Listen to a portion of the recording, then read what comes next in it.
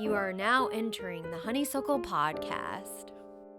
Welcome to the Honeysuckle Podcast. We are joined by our friend, Chris Rosati. Pleasure to be here. Thank you for being on the show today. We have a compressed show, so we're going to try to get into the meat of things right away. Absolutely.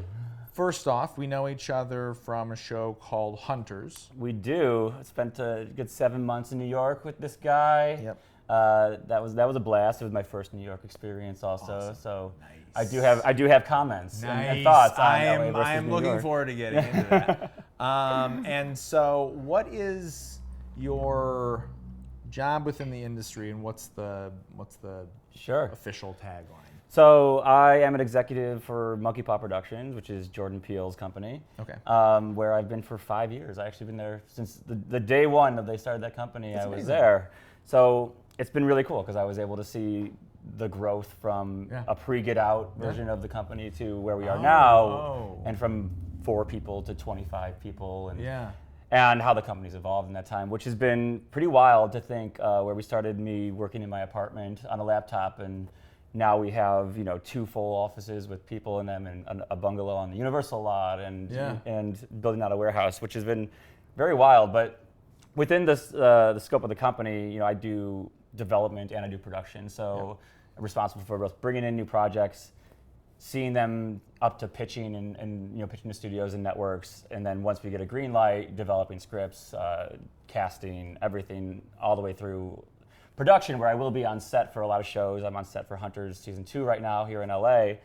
And then since Monkeypaw tends to be like a very hands-on company as well, we will also go all the way through post and marketing, how we present this, whatever product it is, to the world, and up until release. So we're very in deep on every project that we get into, which is why we don't take on a ton of projects either. We're still fairly contained for the amount of projects that we do have going, and we kind of try to keep like one executive to a project at least that's going, and then at the same time I'll be developing and I'll be pitching other shows, but for things that are actively shooting, I try and just keep 1-to-1. As we get into some of these conversations with people who work in the industry, how ridiculously hard their jobs are. Yeah. So, kid in a candy shop, but like, what is that reality for you? Yeah, like the day-to-day. The day-to-day is both, it's a treat, and it's also kind of, you've spawned your own worst enemy, where, it's a classic tale of like doing what you love, also making it become a little bit of a job at the end of the day too, where I grew up, being obsessed with fiction, obsessed with fantasy and sci-fi and animation, and you love those things so much, and then once you do start doing it day in, day out, you get the joy of like seeing things completed, but the process itself is extremely arduous. Yeah. Where, it's the unfortunate matter where, really great projects don't just present themselves all the time. They have to be found, and the way you do that is by reading, 40 or 50 scripts a week, and tearing through massive piles of, submissions and trying to find the right thing. Yeah. And it's not just a matter of something being good, it's a matter of it being marketable now as well. Because we're living in a time where, streaming services have, bifurcated the industry in an extreme way, where it's not always the most talented things that get on the air or the most, well-developed. It's kind of things that have a specific niche audience that they appeal to, which is going to play a big part in whether you continue to be able to make the thing that you've spent, years of your life on. Yeah. The other unfortunate part of this business is you can spend a great amount of time making something, and for whatever reason it may not be seen, or it may not make it to air. But it's a very difficult. You kill a lot of babies in this industry. You have to let things go, but also at the end of the day, it is incredible because I get to work with creators that I love, and I get to make creative work. And as someone who came from the finance industry, where I worked for 5 years, where I was day in, day out in an Excel spreadsheet, it was really cool to be able to say, like my job now is to literally do the thing that I loved as a child. And I'm not gonna act like it's not champagne problems that I have to deal with a lot of the hard stuff that comes along with it, and the personalities that come with it. But it's incredibly difficult what you do. You know what I mean? And that's the thing that I don't think a lot of people who are outside the industry realize, is that the amount of hands that have broken their fingers on that project to get it to your screen Absolutely. are a lot. And it's a lot of hard work that goes into what you guys do and what the people on set do too, because that's obviously very difficult. Absolutely, and like as you said, so you were on set on Hunters, which is a very large Amazon production, and what people don't realize, there's, I think our cast and crew in total was like 300 or 400 people on that show, and even now in COVID, where we're shooting season 2, that has lessened, of course, but still very large, still gigantic. Still a very large production. When you work on something that size, you see there's a lot of people influencing what the final project is, what the final product is. And it's not just from the creatives, it's from the studio. It's, everyone has their own thoughts. And a really good showrunner, like we have David Weil, is someone who's able to navigate all these things and still create his like singular vision. So you're still trying to make things work for the money people, but you still want to create your vision, and you still want to make sure that people see it and like it. Yeah. So how much are you compromising yourself there? He's also incredibly nice. He is. Showrunners run a huge gambit, but kind of sweetheart people in the industry who are also serial killers at their job. Absolutely. He's relatively rare. It's extremely rare. It's becoming more common now. I mean, the classic example of a showrunner type who rules with an iron fist is thankfully starting to fade away a little bit, as the industry and the world in general becomes more intolerant of those types. Are there people who are extremely talented who still will break through and still will manage to keep themselves going on pure talent alone? Yes. However, Monkeypaw as a company, we have a pretty firm no asshole policy. I think that's a pretty common thing across the board now, because first of all, these people just make their jobs harder and everyone else is around them.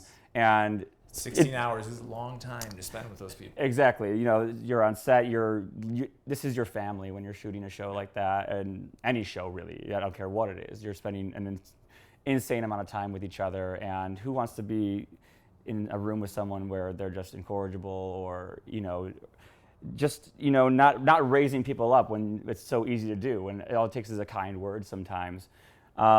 David is a master of that. He's the nicest person in the entire world and still manages to be insanely prolific. And it's a little bit mad. It's like watching a magic trick. It is. It's very much so.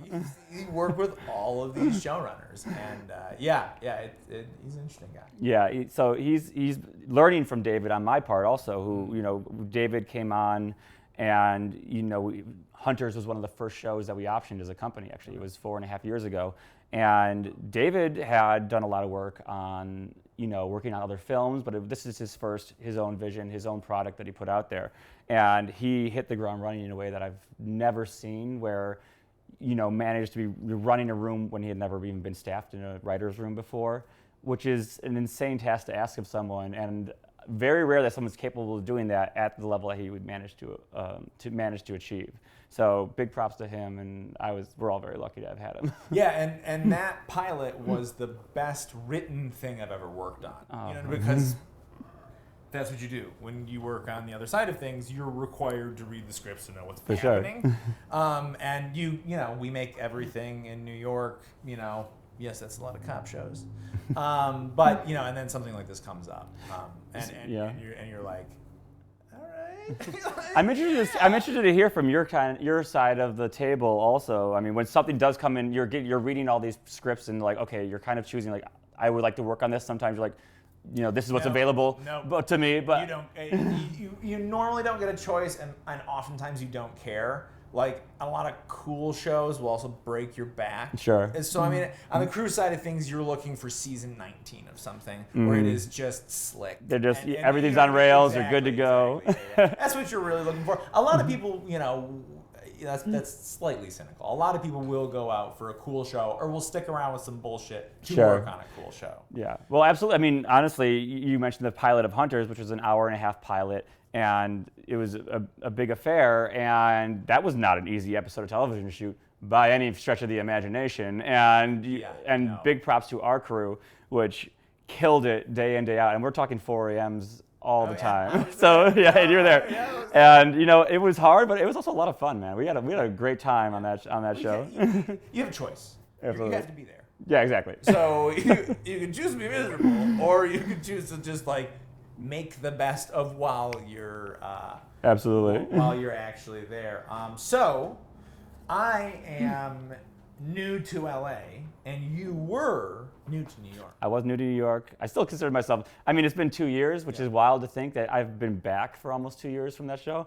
Wow. But yeah, you know, my first time stepping foot in New York was like getting off the plane to go shoot Hunters, which is a crazy thing to think about. And I was like, what is Brooklyn? It seems to be still at the what is Brooklyn. Yeah. I was like, it seems to be a pretty large place. For sure. But yeah, I mean, the industry is just wildly different. I've come to realize from what you're doing out there versus here, and that I think if you're a writer, you really have, it's a little bit different now because of Zoom becoming more of a prevalent thing, but really you have two choices, and that's New York or LA. Really it's LA. And really it is LA. If you want to work, rooms, yes. Yeah. If you want to write on, you know, a late night show, obviously you can do New York. Yes, shows that specifically are intrinsic to New York. I mean, I'm sure like your broad cities and things like that were so New York. Honestly, they might have written that here. I don't know. Probably. But like, it's all magic. It's all magic, exactly. But I mean, it really is Los Angeles. But I will say that New York is funny because it feels like, it does feel a little bit like the old school kind of mentality is still intrinsic in the mentality of TV making, where you do feel the unions in a stronger way. You feel, you know, you're going to be able to shoot somewhere because some guy knows someone for like the last 30 years, and he's like, I got his number on the back of like a pizza napkin, and you got to call him, and you're never going to get that done. So there's that side of it, and then also just the connections that are being made from being in Los Angeles, I think, probably pay dividends to a new writer. Once you're more established, you could obviously do your thing from wherever. Yeah. But it was a big change, and from a production standpoint, you know, here I drive myself to Simi Valley, or I drive, you know, we're talking, you know, hours outside of the city to go to some set. LA, we didn't really do that. We did have a couple outside of the zone trips, but for the most part, I'm able to take a train and I'm able to get to set, and you're in the city, so it's a lot more locked up, and you're not shooting in the street really as much. It doesn't feel as like out here. You're like, screw it, we'll shoot right here, and you don't worry too much about the passersby and the crowds, which I feel like in New York, that was a much bigger concern. But honestly, they're both great because you have more flexibility. We're shooting LA for Argentina right now. So technically we're trying to spoof a Latin country, and we're able to do that here. We couldn't do that really in New York, I don't think, even though we did do it for one scene that it was an insane props to our set dressers in trying to get, and be able to get one Argentina scene in there. But it's just very different. The people that you work with they're very different types. LA seems, I think you get a little bit more of people who are in the industry but have transitionary goals, maybe, like people who are more interesting in, like, I meet a lot of folks who are, they're on set even as PAs, but they're really trying to be a writer or something like that. And maybe in New York, I think I saw like more like, as you said, like people who are doing it, and they're doing that for their whole career, and which is awesome. And it's just a very different type of vibe. Yep, I can see that. The local, I mean, I'm in the local, 52. You know what I mean?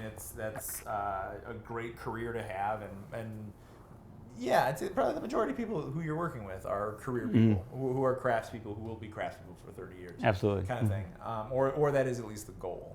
And I could see LA being a little bit more hustly as far as people, putting their foot in the door somewhere. And then, working their way out of the mailroom, or whatever the classic is. For sure. So let's just talk Turkey. What have you seen lately? What are you crazy Absolutely. about right now? So since we're shooting, I don't have a gigantic time for viewing. However, I mean, like last couple of years. However, I still watch stuff. But what I've done to say was, like, I've noticed that I've shifted because I don't have time for the theater a lot. I've shifted to. It's been kind of great to have all these things going straight to streaming because, say what you will for the industry as a whole, it's been really convenient for me to be able to be like, oh, I want to watch Suicide Squad. Great, it's there. Television has also taken up a really big spot in what I'm catching up with lately. So, I saw The Green Knight, which I thought was, masterfully shot and directed, and David Lowery continues to show himself who can evolve as a filmmaker. And that was one where I really appreciated it for the filmmaking, and the story was good, but it was a little harder for me to kind of delve and really immerse myself in. Yeah. But things I saw that I loved recently, I mean, I watched, as I said, Suicide Squad. I thought it was Liked it? I thought it was fantastic. Oh, okay, yeah. cool. So, I'll have to check it out because the last one was... It was horrific, but you know, it is what it is, I guess. But it's interesting because, you know, I'm obsessed with James Gunn as a director in general, and he wins your heart. Guardians of the Galaxy, you're done. You're just like, I don't care if it's a exactly. phone book, I'm into it. Exactly, and he brings a lot of that sensibility to this, where it has all the humor. It's interesting in that it's, as we were talking about before we started recording, it's, you know, 220 maybe. All these movies really do trend long lately. Yeah. Green Knight, I think that's a little bit to the detriment of that. Suicide Squad, I didn't feel it whatsoever because it's really a movie that the plot, while good, it's meant to be a B story in the greater DC universe. It's also meant to be fucking fun. Absolutely, You know what I mean? and it's just get these people in a room together, see what they do, you know, see how they interact with each other, because it lives for the characters. And honestly, they nailed it. They created some incredible new people. I'm sure many of them were based on the original comics, which I'm not as familiar with. Yeah. But in terms of the film itself, really, really fun, and doesn't feel you're not bored the entire way through. So I loved the Suicide Squad and the Suicide Squad, which is very, very important to note. Apparently, they feel it's like people who attend the University of Ohio. They feel the need to bring it up all every time. but yeah, so I watched that, and then I, you know, of course, watched the White Lotus finale yesterday, which I don't know if you've been keeping up with White Lotus, but you know, Mike White, I've been a fan for a while, and he created this really cool, tiny little narrative that he wrote and shot within the span of 6 months, maybe, because HBO was like, hey, we need a show. Yeah. I respect the hell out of that, and he created this cool mystery that had lowish stakes, even though they elevated them by creating this bit of a murder mystery that doesn't really come to the forefront till the very final episode. Okay, they tie it up. And it was, and they do, and so I was really enjoying that and just the filmmaking in that show. And what else have I been watching? It's been, you know, I feel bad because like I've fallen behind on like what I should be watching, which is our horror stuff. Like I haven't seen Shyamalan's Old yet. Like I that's like the things that I definitely should be top of mind for me, and I just haven't been able to because of my schedule right now. Yeah. But I will say there's some really great stuff coming out. You know, like I'm excited to see Pig as soon as I'm able to get into theater. It's what's the kind of thing I'm like, just send them to streaming. Like, how long is that window? Because then I can definitely see it. No, as soon as I saw Pig hit, I was just like, yep, all of that. But I mean, there's I don't know if there's a slick industry term for that yet, but like the kind of like oddball cult films like Mandy. Oh, absolutely. That are doing like really well. Color from Space, like they normally involve Nicolas Cage in some. Yes. The through line here is Nicolas Cage. Yeah. Yes. Couldn't be more excited for what he's up to. You know, I saw a crazy movie he was in out of Sundance called Prisoners of the Ghostland. It was, what's the name? I'm trying to remember the name of the director. It'll come to me. It's a Korean director. I'm like his name now. But it's the wildest Nicolas Cage experience you will ever have in your life. I promise you. I promise you it is. It's cowboys, it's ninjas, it's dystopia. That's an incredibly tall claim.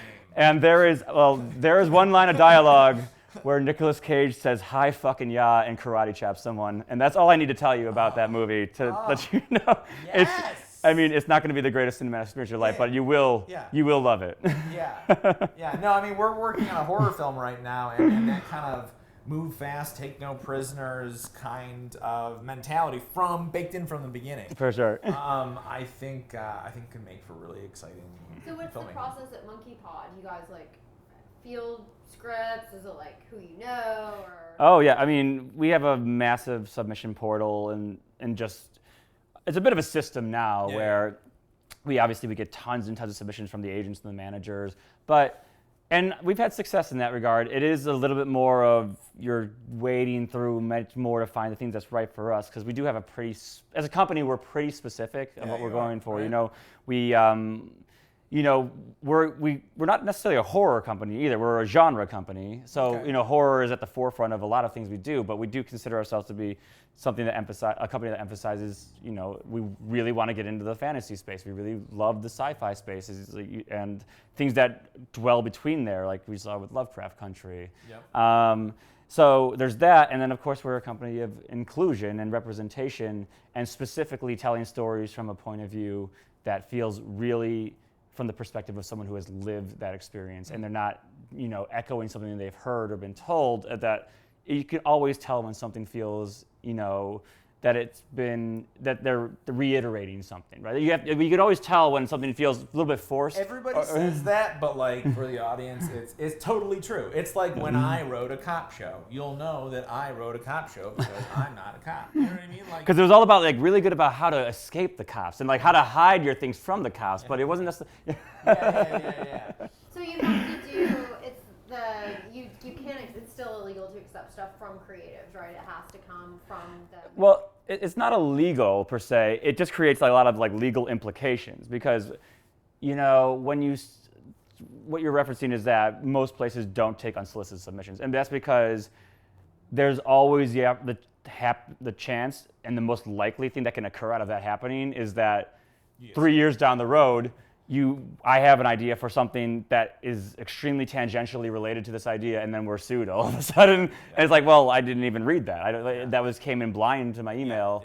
But it's kind of the party line. You have to be no, don't accept them.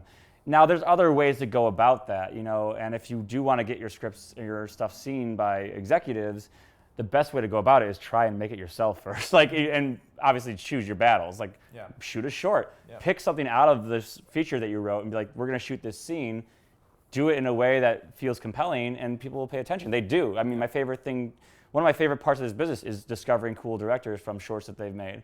Because it's just such a great way to get a real slice of a real direct eye into this filmmaker's point of view, which I don't always get from reading a 30-page script or something. Especially if the person is more of an auteur type and they have a very specific way that they intend to shoot and make something. I do really love those short films and think that's a great idea.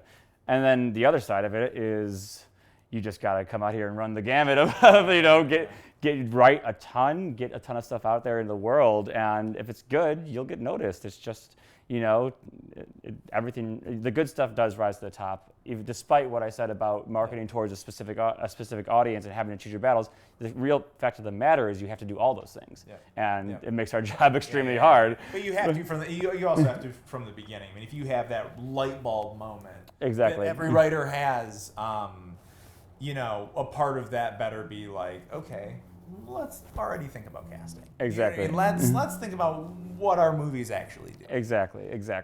And then circling back to Monkeypaw as a company is that something that also gets overlooked is we're a company that we are not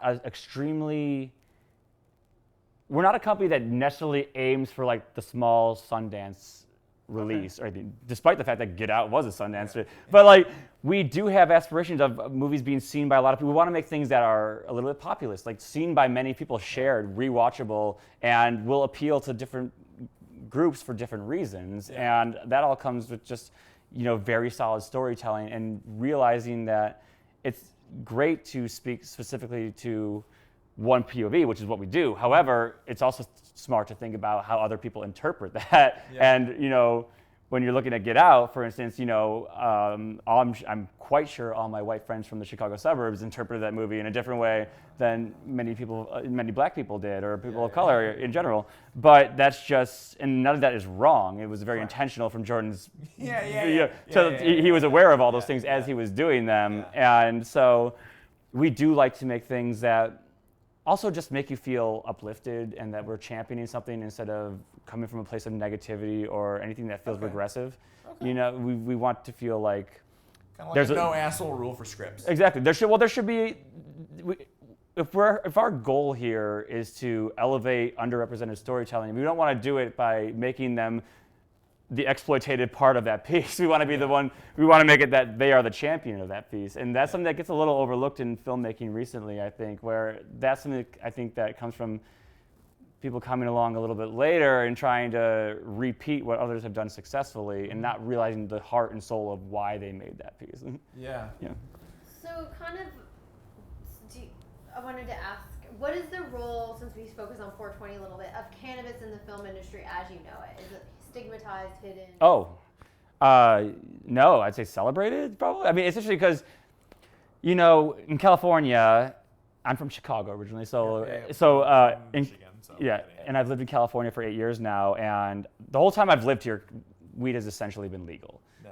It became legal in Chicago a couple of years ago, I think, and so I've never even really experienced LA as not a pot-friendly city. Yeah. However, you know, go back 15 years ago, I'm sure it was a little on the fringes, but it's an interesting town where it kind of feels like everybody and their mother smokes weed out here, and specifically many times uses it for creative inspiration, but also realizes that is an alternative to alcohol. If you decide that you don't want to be drinking alcohol, weed has become a very common, you know, substitute for that people find it more palatable, and, you know, it doesn't affect their lives maybe as much as in any negative fashion. Yeah. But I would say that there's no stigmatization in LA of weed anymore, at least from our industry, at least from people that I associate with and work with on the regular, you know.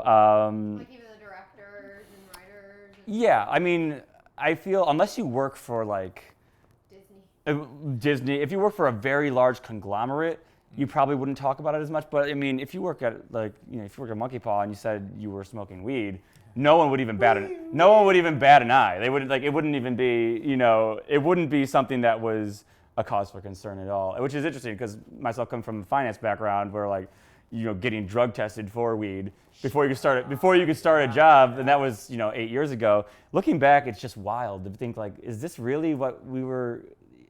Time to change very rapidly in that regard. At some point in our lives, we're gonna when I was your age, weed was illegal. I think we're already there. I think, you know, because, you know, the younger generation now, kids who are, you know, just coming out of college or in college, I feel like they probably have very little if you live in LA at least, or California, they have little memory of, like, not having it readily accessible. Now, say what you will about what that means for younger folks, but if you're 18 years old, or it might be 21 now, I forget what the actual, whatever it is, it's looked at same as drinking, if not considered less dangerous. Yeah, you know? That's actually something that's, like, very real in cannabis consumption, is that age of 21, because there are some people who have like psychological difficulties that won't show up until that amount of time, and weed is bad for them. Like, we all do we all like it. It's universally kind of accepted to a certain degree by everybody as this thing that is, like, really super safe. But it's actually, like, something you have to be really cognizant about, of, like,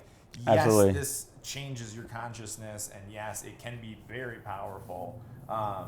And it's not all good all the time. No, it's definitely not, you know, the 70s version of it either, where it's just good vibes. I mean, because it definitely, even though, you know, weed is not an addictive drug per se, it certainly is mentally addicting to a lot of people, if that, you know, and I know there's lots of folks that you have more side effects from it as well, or people that struggle with, you know, a hangover from it, even if you know. So it can definitely have negative effects, and I'm definitely not telling every kid in the world, like, you should be smoking weed, and you should you should address it with the same thing you address anything in life that comes with age, I think, and that's responsibly, and and you know, it's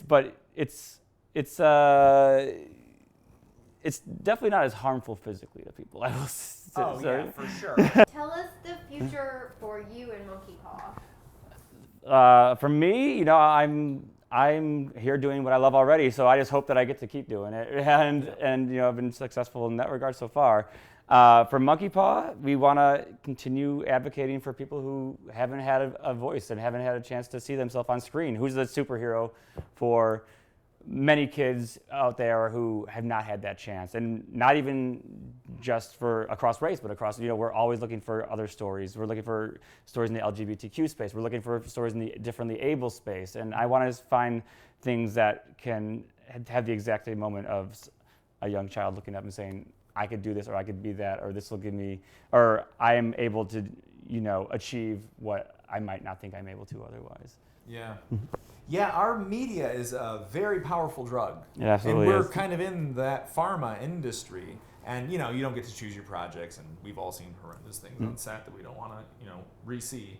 But it is a form of responsibility in what we create, especially when you look at something like Fox News and like the kind of power of media at large that. Or even just the very wasteful $300 million films. I look at those, and I've been on Absolutely. food, the climate, the planet, and it's fun. Like, I love crashing cars in the middle of the road on an effects gig, but it's so wasteful. Absolutely. I mean, it is hard to see these gigantic movies get produced and seeing accomplished filmmakers have trouble get financing for a $30 million movie. Like, that's something that's very real. Oh, for sure. And yes, it can be extremely. It can be really frustrating to see, Jeff Bezos going into space, and many filmmakers not able to get their thing made at Amazon. Yeah, right. Thank you. All right, yeah. Absolutely. Thank you. It's been fun. Okay.